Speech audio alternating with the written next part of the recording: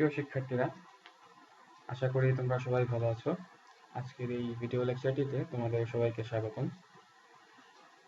আজকের লেকচারে আমরা যশোর বোর্ড 2017 একটি বোর্ড প্রশ্ন সমাধান করব। অধ্যায় 4 ওয়েব ডিজাইন পরিচিতি এবং HTML চ্যাপ্টার থেকে যশোর বোর্ড 2017-তে যে সৃজনশীল প্রশ্নটি এসেছে সেটি আজকে আমরা সমাধান করার চেষ্টা করব। প্রথমে আসো আমরা প্রশ্নটি একটু দেখে নিই। যশোর বোর্ড 2017-তে এই চ্যাপ্টার থেকে যে প্রশ্নটি এসেছে সেটির জন্য উদ্দীপকটি ছিল, দেখো এই যে এই অংশটা। এখানে দেখো প্রথম লাইনে ছিল XYZ কলেজ ঢাকা, এটার নিচে আরেকটি লাইন ছিল যে অ্যাভেলেবল অনার্স সাবজেক্ট। তারপরে দেখো 1 2 3 4 দিয়ে বাংলা, ইংলিশ, ম্যাথমেটিক্স, অ্যাকাউন্টিং নামে 4টি সাবজেক্টের একটি তালিকা দেওয়া আছে। এই এতটুকু অংশ ছিল আমাদের উদ্দীপক। আচ্ছা, উদ্দীপকের নিচে প্রশ্নে যেটা ছিল, দেখো ক প্রশ্নে ছিল যে ওয়েব পেজ কি, তোমার কাছে ওয়েব পেজের সংজ্ঞা চাওয়া হয়েছে। খ নম্বর প্রশ্নে ছিল যে ডোমেইন নেমের গুরুত্ব ব্যাখ্যা করো, তুমি ডোমেইন নেম সম্পর্কে কিছু লিখবা, এখানে 2 মার্কের জন্য গুরুত্বগুলো তুলে ধরবা। গ নম্বর প্রশ্নে ছিল উদ্দীপকটি তোমার কলেজের ওয়েবসাইটের হোম পেজে প্রদর্শনের জন্য HTML কোড লিখো। এর মানে হচ্ছে এই পুরোটাকে তোমার কলেজের ওয়েবসাইটে দেখানোর জন্য তোমাকে একটি HTML কোড লিখতে হবে। ঘ নম্বর প্রশ্ন ছিল সম্মান বিষয়ের নামের তালিকা নিয়ে সিরিয়াল নাম। তাহলে দেখো সম্মান বিষয়ের নামের তালিকা, দেখো সম্মান বিষয়গুলো কিন্তু এগুলো, ঠিক আছে, বাংলা, ইংলিশ, ম্যাথমেটিক্স, অ্যাকাউন্টিং। তো এখানে তালিকার জন্য দেখো আমরা 1 2 3 4 ব্যবহার করেছি। তো এইগুলোকে নিয়ে আমাদেরকে কি করতে হবে, সিরিয়াল নাম এবং সাবজেক্ট নেম, এই দুইটি টেবিল হেডিং দিয়ে, তাহলে সিরিয়াল নাম নিব এবং সাবজেক্ট নেম নিয়ে দুটি টেবিল হেডিং হবে। এই দুটি টেবিল হেডিং নিয়ে 2 কলামের একটি বর্ডার সহ টেবিল তৈরির HTML কোড লিখো। তাহলে এক কথায় আমরা যেটা বলতে পারি সেটা হচ্ছে আমাকে এই এতটুকু সীমার মধ্যে যা আছে সেটাকে একটা টেবিলে রূপান্তর করতে হবে। এই ছিল আমাদের যশোর বোর্ড 2017 প্রশ্ন।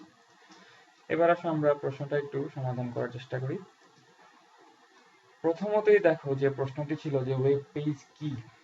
এখানে আসলে আমার কাছে একটি সংজ্ঞা চাওয়া হয়েছে, যে কোনো একটি সংজ্ঞা আমরা দিয়ে দিলেই হয়। অনেক ধরনের সংজ্ঞা আমরা দিতে পারি, বিভিন্ন বইতে বিভিন্নভাবে সংজ্ঞাটা উপস্থাপন করা আছে। আমার কাছে মনে হয় এই সংজ্ঞাটি তুলনামূলকভাবে একটু ভালো। দেখো তোমরা পছন্দ হলে এই সংজ্ঞাটিও লিখতে পারো। বলে দেওয়া আছে, দেখো যে ওয়েব পেজ বলতে একটি ওয়েব ডকুমেন্টকে বোঝায় যেখানে লেখা, অডিও, ভিডিও প্রভৃতি আকারে তথ্য সন্নিবেশিত থাকে এবং ব্যবহারকারী ইন্টারনেট ব্রাউজারের সাহায্যে তা প্রদর্শন করতে পারে। সহজ একটি সংজ্ঞা, এরকম একটি সংজ্ঞা লিখে দিলেই হলো। দ্বিতীয় প্রশ্ন ছিল যে ডোমেইন নেমের গুরুত্ব ব্যাখ্যা করো। আমরা জানি খতে যে প্রশ্নগুলো আসে সেগুলো আমাদেরকে আসলে 2 মার্কের জন্য লিখতে হয়। তো 2 মার্কের জন্য আমরা সাধারণত আধা পেজ থেকে 1 পেজ লেখার চেষ্টা করা উচিত। আচ্ছা, তাহলে দেখো এখানে আসলে আমাদেরকে ডোমেইন নেম সম্পর্কে লিখতে হবে। আমরা ডোমেইন নেমটা কেন ব্যবহার করি, কেন দরকার, এটি ব্যবহার করলে আসলে আমরা কি কি সুবিধা পাচ্ছি, সেই জিনিসগুলোর প্রতি একটু আলোকপাত করলেই আসলে এই প্রশ্নটির উত্তর হয়ে যায়। তাহলে দেখো সারসংক্ষেপে আমরা 4টা পয়েন্ট নিয়ে আলোচনা করতে পারি, 4টা পয়েন্ট নিয়ে আসলে এই উত্তরটা সাজাতে পারি। প্রথম যেটা দেখো, আইপি অ্যাড্রেসকে সহজে ব্যবহারযোগ্য করার জন্য আমরা আসলে ডোমেইন নেম ব্যবহার করি। আমরা জানি যে ডোমেইন নেম এসেছে কারণ আমরা আইপি অ্যাড্রেসটাকে আসলে মনে রাখতে পারি না, তাই না?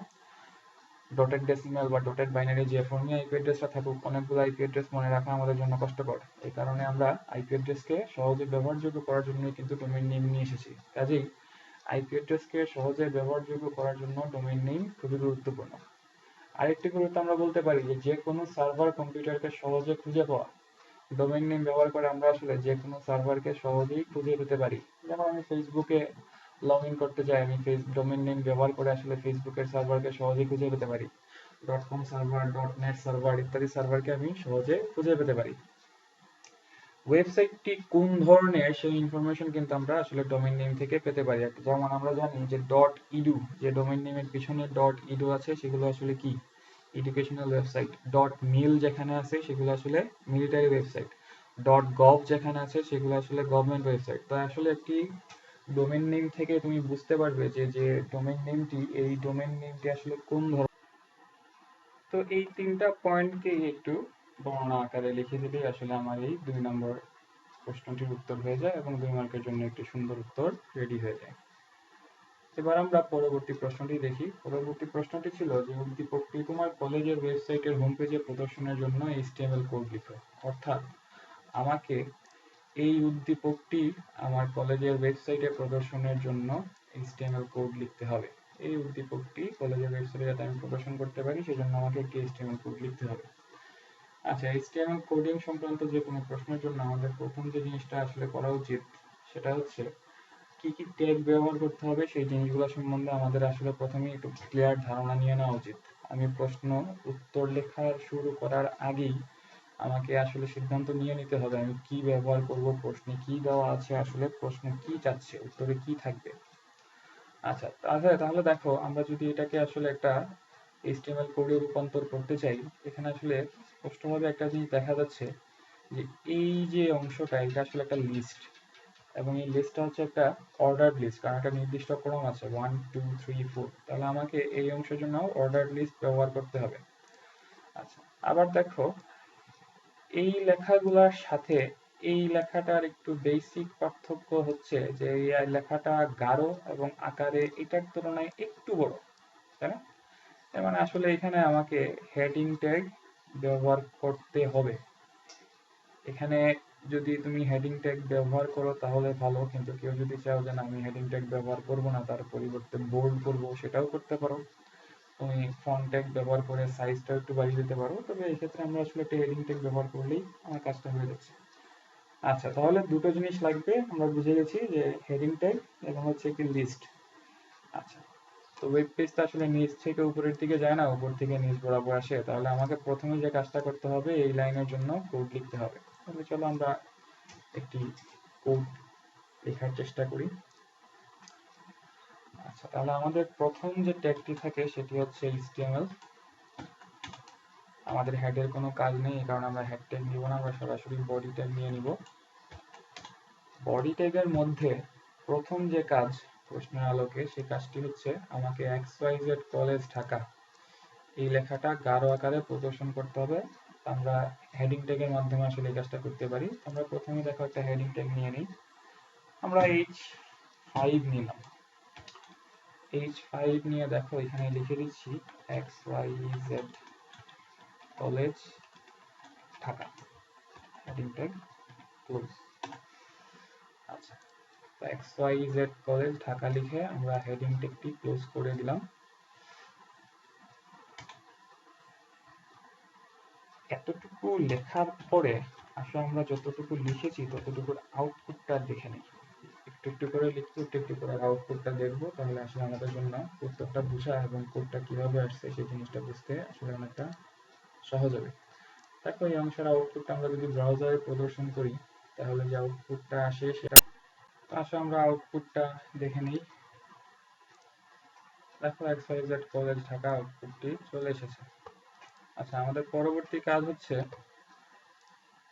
অ্যাভেলেবল অনার্স সাবজেক্ট এই লেখাটি আনতে হবে। এই লেখাটি দেখো যেহেতু এটা একটি লিস্ট, এই লিস্টের উপরে আছে, তাই না? তো আমরা ধরে নিই যে এই লিস্টের শিরোনাম আকারে আসলে অ্যাভেলেবল অনার্স সাবজেক্ট লেখাটি আছে। তো শিরোনাম দেওয়ার জন্য আমরা যে ট্যাগ ব্যবহার করি সেটি হচ্ছে ক্যাপশন ট্যাগ। তাহলে আমরা এটা হেডিং ট্যাগের ঠিক নিচে একটি ট্যাগ নিয়ে নিই, ক্যাপশন ট্যাগ। সেই ট্যাগে আমরা লিখে দিই অ্যাভেলেবল অনার্স সাবজেক্ট, দিয়ে ক্যাপশন ট্যাগটি ক্লোজ করে দিই। এতটুকু পর্যন্ত লেখার পরে আসো আমরা আবার আউটপুট দেখি। দেখো XYZ কলেজ ঢাকা নিচে অ্যাভেলেবল অনার্স সাবজেক্ট লেখাটিও চলে এসেছে, তাই না? আচ্ছা, পরবর্তীতে দেখো এতটুকু কাজ যেহেতু আমরা করে ফেলেছি, এর পরবর্তীতে আমাদের যে কাজ সেটা হচ্ছে এই চারটি আইটেম নিয়ে একটি অর্ডার লিস্ট তৈরি করতে হবে। যেহেতু 1 2 3 4 দেওয়া আছে সেক্ষেত্রে আমি বুঝতে পারতেছি এটি আসলে একটি অর্ডার লিস্ট। অর্ডার লিস্টের জন্য আমরা যে ট্যাগ ব্যবহার করি সেই ট্যাগটি হচ্ছে অয়েল ট্যাগ। তাহলে আমাকে এই ক্যাপশনের ঠিক নিচে একটি অর্ডার লিস্ট ঘোষণা দিতে হবে। অয়েল ট্যাগ নিয়ে নিলাম। আচ্ছা, এই অয়েল ট্যাগের মাধ্যমে আমি আসলে ঘোষণা দিয়েছি যে নিচে যা আছে তা আসলে একটি অর্ডার লিস্ট। আচ্ছা, অয়েল ট্যাগের মধ্যে প্রতিটি লিস্টের উপাদানের জন্য, যেমন বাংলা একটি উপাদান, ইংলিশ একটি উপাদান, ম্যাথমেটিক্স একটি উপাদান, অ্যাকাউন্টিং একটি উপাদান। এই 4টি উপাদান হচ্ছে আমার সেই অর্ডার লিস্টের উপাদান। তো প্রতিটি উপাদানের জন্য আমাদেরকে আসলে একটা করে এলআই ট্যাগ বা লিস্ট আইটেম ট্যাগ নিতে হবে। তাহলে প্রথম যে এলআই ট্যাগ, এই এলআই ট্যাগটা আসলে এই বাংলাকে ধারণ করবে। তাহলে এই এলআই ট্যাগের মধ্যে আমার যে তথ্য থাকবে সেটা হচ্ছে কি, বাংলা। এখন আমি এখানে বাংলা লিখে দিই, লিখে এলআই ট্যাগটা ক্লোজ। একটু খেয়াল করো, আমি ওএল এর মাধ্যমে অর্ডার লিস্ট ঘোষণা দিয়েছি, আর ওএল এর ঠিক নিচে প্রথম যে এলআই সেটি হচ্ছে এই ওএল এর অর্ডার লিস্টের প্রথম লিস্ট আইটেম। এই ওএল এর মাধ্যমে আমি আসলে অর্ডার লিস্ট ঘোষণা দিয়েছি, আর ওএল এর ঠিক নিচে প্রথম যে এলআই এটির মাধ্যমে আমি অর্ডার লিস্টের প্রথম উপাদানটি ঘোষণা দিয়েছি। আসলে আমরা আউটপুটটা একটু দেখে নেই। দেখো, আউটপুটে বাংলা কিন্তু চলে এসেছে, সাথে আবার ওয়ানও চলে আসছে। এই ওয়ানটা কিন্তু আমরা কোডে কোথাও লিখিনি, লিখেছি, কিন্তু আউটপুটে কিন্তু ঠিকই ওয়ান আসছে, তাই না? আসলে অর্ডার লিস্টের ক্ষেত্রে আমরা যখন ওএল ট্যাগ নেই এবং নিচে যখন আমরা এলআই দিই, বাই ডিফল্ট অর্ডার লিস্ট 1 2 3 4 দিয়ে নাম্বারিং করে। 1 2 3 4 দিয়ে সে কি করে, নাম্বারিং করে নেয়। যতগুলো এলআই পাবে ততগুলো এলআই এর জন্য সে সরাসরি নাম্বারিং করে নেয়। এতে করে আমাদেরকে আসলে ওএল এর মধ্যে টাইপ বলে দিতে হয় না যে 1 2 3 দিয়ে টাইপ করবো না এবিসি দিয়ে টাইপ করবো। এখন আমরা পরবর্তীতে আরেকটি এলআই ট্যাগ নেই। এই এলআই ট্যাগের মধ্যে দেখো দ্বিতীয় যে উপাদানটি আছে সেটি হচ্ছে ইংলিশ। আসলে আমরা ইংলিশ লিখে দিই, এলআই ট্যাগটি ক্লোজ, এর আউটপুটটা প্রদর্শন করে নেই। দেখো দ্বিতীয় সাবজেক্ট ইংলিশে চলে এসেছে, ঠিক আছে। তৃতীয় আরেকটি এলআই ট্যাগ নেই। এই তৃতীয় এলআই এর জন্য আমরা তৃতীয় যে এলিমেন্ট সেটি হচ্ছে ম্যাথমেটিক্স। ম্যাথমেটিক্সটা আমরা লিস্টে ইনসার্ট করে দিলাম। আউটপুট দেখি, দেখো ইংলিশের নিচে ম্যাথমেটিক্স চলে এসেছে। আরেকটি এলআই ট্যাগ নেই, এলআই ট্যাগের মধ্যে আমরা অ্যাকাউন্টিং লিখে দিই।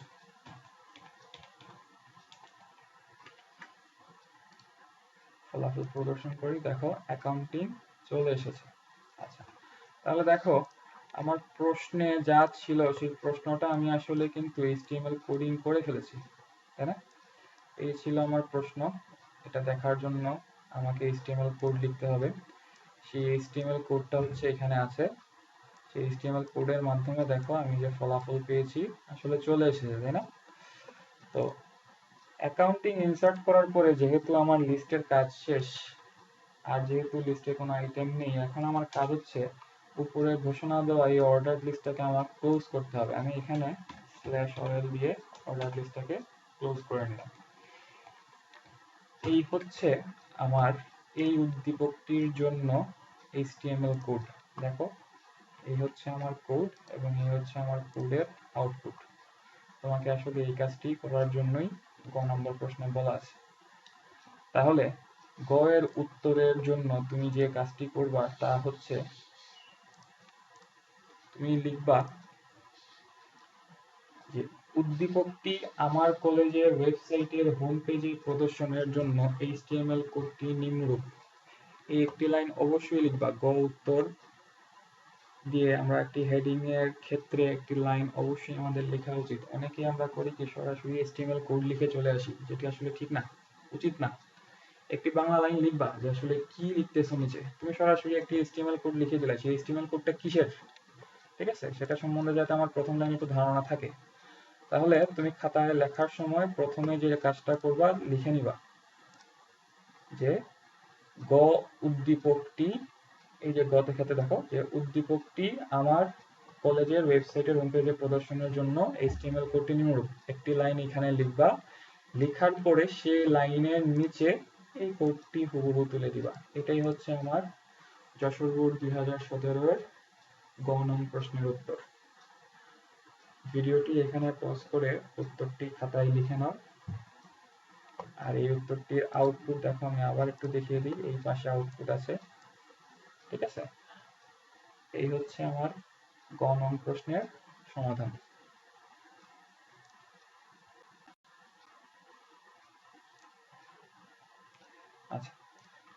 এবার আমরা তৃতীয় সারির জন্য আরেকটি টিয়ার ট্যাগ নিব।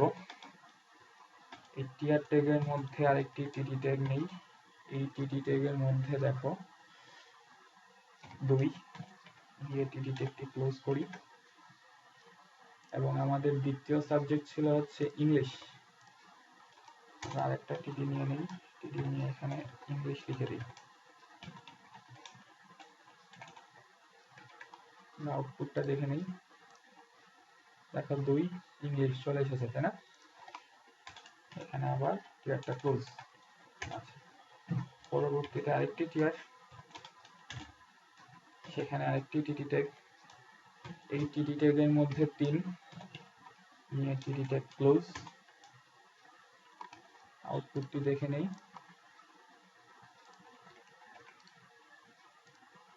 দেখো 3 চলে এসেছে। ইংলিশের নিচে আমাদের তৃতীয় যে সাবজেক্ট ছিল সেটিকে আরেকটি টিডি ট্যাগের মধ্যে নিয়ে নিই। তৃতীয় সাবজেক্ট ছিল ম্যাথমেটিক্স, এখন আমরা ম্যাথমেটিক্স লিখে দিচ্ছি।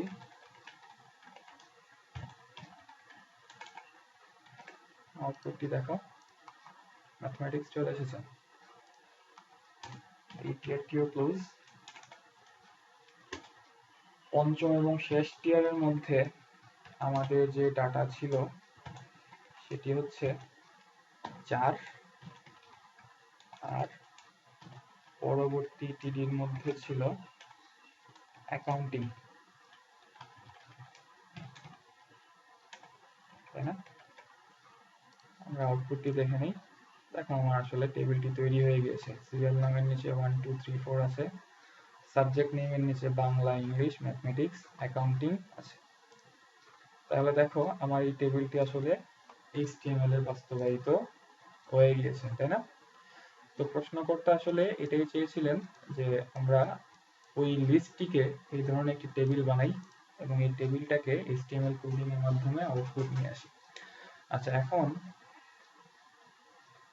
এই প্রশ্নটির উত্তরের জন্য আমরা যা লিখতে পারি সেটি হচ্ছে যে সম্মান খাতায় লিখে নাও যে সম্মান বিষয়ের নামের তালিকা নিয়ে সিরিয়াল নাম এবং সাবজেক্ট নেম এই দুইটি টেবিল হেডিং দিয়ে 2 কলামের একটি বর্ডার সহ টেবিলটি নিম্নরূপ। এই টেবিলটি এঁকে নিবা, ঠিক আছে?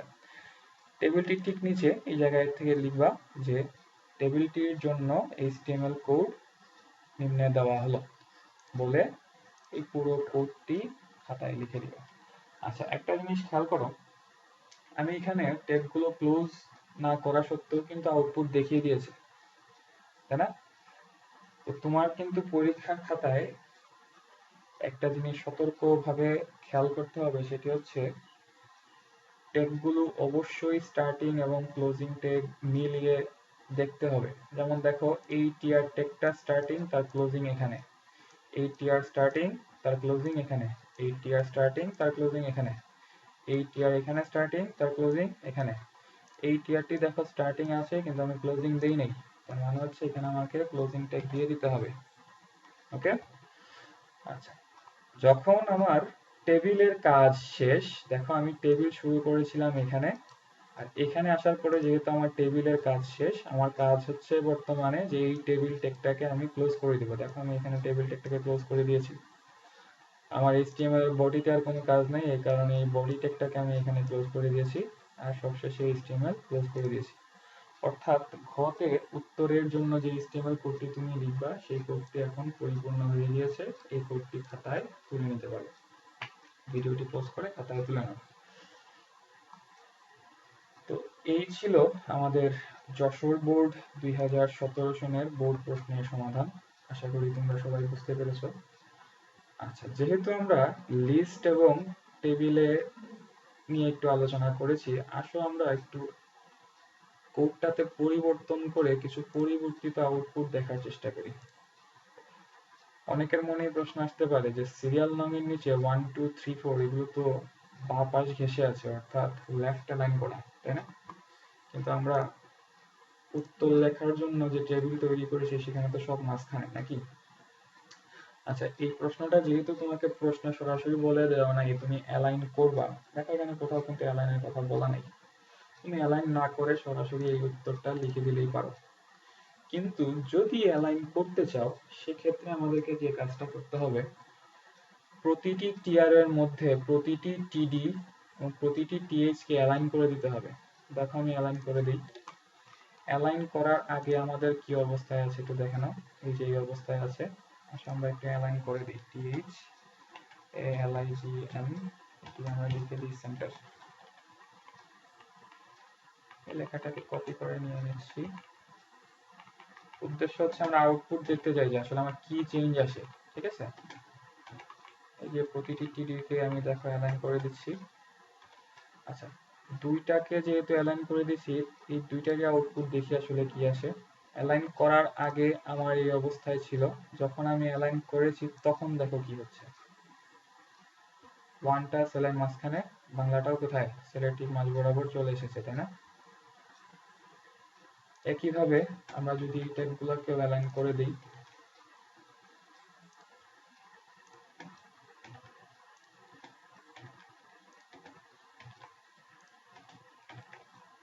তাহলে কিন্তু আমার সবগুলাই আসলে অ্যালাইন হয়ে মাঝামাঝি চলে এসেছে। বুঝতে পেরেছ? আচ্ছা, এবার তোমার মনে যদি কৌতূহল থাকে যে আমি বর্ডার কেন দিলাম, বর্ডার না দিলে কি হতো, তাই না। আসলে আমরা বর্ডারটা কেটে দিই। বর্ডার কেটে শুধুমাত্র টেবিলটা নিলাম। টেবিলটা এখানে স্টার্টিং, এখানে ক্লোজিং। বর্ডার অ্যাট্রিবিউট বাদ দিয়ে দিয়েছি, তাই না। দেখো বর্ডার অ্যাট্রিবিউট সহ এই অবস্থায় ছিল, যখন আমি বর্ডার অ্যাট্রিবিউট বাদ দিয়ে দিয়েছি তখন দেখো কি হচ্ছে। বুঝতে পেরেছো? আসলে কিন্তু আমার টেবিলটা আছে কিন্তু সেলগুলো আলাদা না, তাই না। সেলের মধ্যে কোনো বর্ডার দেখা যাচ্ছে না। তো এই সেলগুলো যাতে আলাদা থাকে এবং নির্দিষ্ট একটা ঘর করে নির্দিষ্ট সীমানা বজায় রেখে থাকে, এই কারণেই আসলে আমরা বর্ডার অ্যাট্রিবিউট ব্যবহার করি। HTML এর টেবিল আর গতানুগতিক নর্মাল টেবিলের কনসেপ্টটা একটু আলাদা। HTML এ আসলে রো আর কলামগুলো সরাসরি তৈরি হয় না। ভিডিওর প্রথম দিকে হয়তোবা তোমরা খেয়াল করেছো যে আমি যখন একটি করে টিআর ট্যাগ নিয়েছি, একটি করে র তৈরি হয়েছে, তাই না। HTML এ আসলে একটা একটা করে সেল তৈরি হয়। এই সেলগুলো পরবর্তীতে যখন পুরো কোডটা তুমি লিখে ফেলবা তখন আসলে সেটি দেখতে একটি টেবিলের আকার ধারণ করে। ঠিক আছে, যে আমরা সাধারণত যে জিনিসটা চিন্তা করি যে টেবিল মানেই র আছে কলাম আছে, তাই না, একসাথে তৈরি হয়ে গেছে তারপর ডাটা, এটা না। HTML আসলে এই কাজটা এইভাবে হয় না। HTML একটা একটা করে সেল তৈরি হয়, যেমন সিরিয়াল নং এর মাধ্যমে তৈরি হয়েছে, সাবজেক্ট নেম এই ট্যাগটার মাধ্যমে তৈরি হয়েছে। এইভাবে একটা একটা করে তৈরি হয়, একটা দুটো ভাবে তৈরি হয়। তৈরি হওয়ার পরে কি হয়, লাস্টে আমার এটা একটা টেবিলের রূপ লাভ করে। তো আশা করি তোমরা বুঝতে পেরেছো। তো অ্যালাইনের বিষয়টা এই প্রশ্নের জন্য ঐচ্ছিক। আমরা চাইলে অ্যালাইন করতে পারি, আর যদি অ্যালাইন করতে না চাই তাহলে অ্যালাইন বাদ দিয়ে দিলেও চলবে, কারণ প্রশ্নে আসলে অ্যালাইনের কথা বলে দেওয়া নাই। কিন্তু যে সকল প্রশ্নে তুমি দেখবা যে আমার, একটু খেয়াল করো আমি দেখিয়ে দিচ্ছি। এখানে যেহেতু সবগুলা জিনিস মাঝখানে আছে, তাহলে প্রশ্নকর্তা আসলে তোমাকে ইনফরমেশন দিয়ে দিয়েছে যে তুমি অ্যালাইন করো, সেন্টার অ্যালাইন করে নাও। যে সকল প্রশ্নে দেখবা আমার এই তথ্যগুলা বাঁ পাশ ঘেঁষে আছে, তাই না, তখন আসলে তোমাকে একটা ইনফরমেশন দেওয়া আছে যে অ্যালাইন করার দরকার নেই। বুঝতে পেরেছো পার্থক্যটা? একটু খেয়াল করো। বর্তমানে সবগুলা সেলের তথ্যগুলা বাঁ পাশ ঘেঁষে আছে, তাই না। এখানে অ্যালাইনমেন্টের কোনো দরকার নাই। তুমি টিএইচ বা টিডি অ্যালাইন এগুলা নেওয়ার কোনো দরকার নেই। কিন্তু যখনই তুমি দেখবা যে তথ্যগুলো আসলে সেলের মাঝ বরাবর আছে, এই দেখো মাঝ বরাবর, তখন আসলে তোমাকে কি করতে হবে, অ্যালাইনের কাজ করতে হবে। প্রতিটা সেলকে তুমি অ্যালাইন করে দিবা। দেখো এই টিএইচ এর মাধ্যমে আসলে একটা সেল তৈরি হচ্ছে। আচ্ছা, আরেকটা জিনিস মনে রাখবা, অ্যালাইন করার ক্ষেত্রে আমরা আসলে সকল টিডি ট্যাগ বা সকল টিএইচ ট্যাগকেই অ্যালাইন করি। টিআর ট্যাগকে কিন্তু অ্যালাইন করতে হয় না। টিআর ট্যাগের আসলে এখানে কাজ একটাই, সে আসলে একটা সারি ঘোষণা দিচ্ছে, ঠিক আছে। আর সেই সারির মধ্যে যে তথ্যগুলো থাকবে যেমন সিরিয়াল নাম, সাবজেক্ট নেম, এগুলো আসলে কিন্তু এই টিএইচ ট্যাগের মধ্যে আছে। তাই টিআর ট্যাগটাকে আসলে আমরা অ্যালাইন করি না, অ্যালাইন করতেও হয় না। এটা অ্যালাইন করে আসলে কোনো লাভ হয় না। যদি অ্যালাইন করতে হয় তোমরা টিএইচ বা টিডি ট্যাগগুলোকে অ্যালাইন করবে। আচ্ছা, এবার দেখো অনেকের একটা প্রশ্ন থাকে যে আমি কখন টিডি নিব, কখন টিএইচ নিব। এটা আমরা একটু আলোচনা করে নিই। দেখো 1 2 3 4 বাংলা ইংলিশ এগুলো আমরা সবগুলা কিন্তু টিডি ট্যাগের মধ্যে নিয়ে নিয়েছি, তাই না। কিন্তু আউটপুটের মধ্যে সিরিয়াল নাম এবং সাবজেক্ট নেম এই দুইটা দেখো। আচ্ছা, তো আমাদের আউটপুটে সিরিয়াল নাম এবং সাবজেক্ট নেম আসলে গাঢ়, তাই না? এদের তুলনায় এগুলো গাঢ় রঙের বা বোল্ড আকারে আছে। তো টেবিলের মধ্যে হেডিং এর ক্ষেত্রে যখন গাঢ় লেখা থাকবে প্রশ্নে, তখন তোমাকে আসলে এখানে টিএইচ নিতে হবে। টিএইচ এর পরিবর্তে তুমি যদি এখানে টিডি নিতে, তাহলে দেখো আমাদের টিডির ক্ষেত্রে আমার ফলাফলটা কি আসতো। দেখো আমরা টিএইচটাকে পরিবর্তন করে টিডি দিয়ে দিচ্ছি। আমার আউটপুটটা এবার খেয়াল করো। টিএইচ দিলে আমার আউটপুট থাকতেছে এই ধরনের, সিরিয়াল নাম, সাবজেক্ট নেম, গাঢ়। যখনই আমি টিডি নিয়ে নিচ্ছি, তখন দেখো এগুলো নর্মাল টেক্সট হয়ে যাচ্ছে। বুঝতে পেরেছো? তো প্রশ্নে যদি তুমি দেখো যে এই হেডিংটা বা প্রথম দুটো সেল গাঢ় করা, তাহলে তুমি টিডির পরিবর্তে শুধু ওই দুটো সেলের জন্য টিডির পরিবর্তে টিএইচ নিবা। আর বাকি সব কি থাকবে? টিডি থাকবে। হেডিং বা প্রথম সেল যেটা গাঢ় আছে সেটার জন্য আমরা টিএইচ নিব, আর বাকি সবগুলো কি থাকবে? টিডি থাকবে। মনে থাকবে? দেখো আমরা আউটপুটটা আবার দেখে নিই, যে আবার গাঢ় হয়ে গেছে। তো এই ছিল আমাদের আজকের লেকচারের আলোচনার বিষয়বস্তু। আমরা চেষ্টা করেছিলাম যশোর বোর্ড 2017 এই প্রশ্নটি সমাধান করতে। আশা করি তোমরা সবাই প্রশ্নের সমাধানটি ভালোভাবে বুঝতে পেরেছো। এই প্রশ্নটি আসলে টেবিল এবং লিস্ট টপিক, এই দুটি টপিক থেকে করা হয়েছে। তো দুটি প্রশ্নই আমরা করে দেখার চেষ্টা করেছি এবং কোড লিখেছি।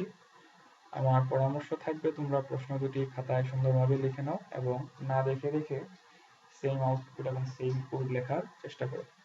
কারো যদি কোনো প্রশ্ন থাকে তাহলে কমেন্ট সেকশনে আমাকে জানাতে পারো। কারো কোনো সমস্যা থাকলে সেটিও আমাকে জানাতে পারো, আমি তোমাদের সমস্যার সমাধান করার চেষ্টা করব। এবং বইতে দেখবা যে লিস্ট সম্পর্কিত, টেবিল সম্পর্কিত 2017, 18, 19 প্রতিটা বছরই কোনো না কোনো একটা প্রশ্ন আছে।